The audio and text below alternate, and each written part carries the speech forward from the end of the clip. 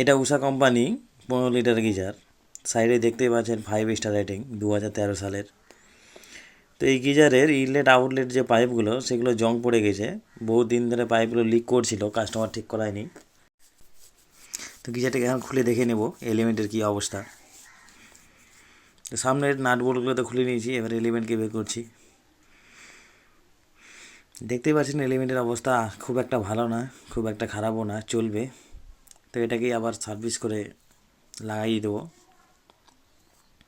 আর ট্যাঙ্কের ভিতরের অবস্থা দেখেন কী অবস্থা। ট্যাঙ্কের ভিতরে দেখতেই পাচ্ছেন কী পরিমাণ নোংরা।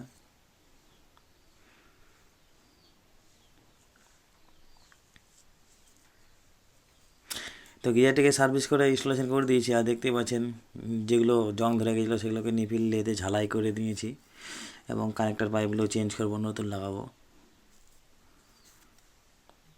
কানেক্টর পাইপের অবস্থা দেখতেই পাচ্ছেন কী অবস্থা। নতুন পাইপ নিয়ে নিয়েছি।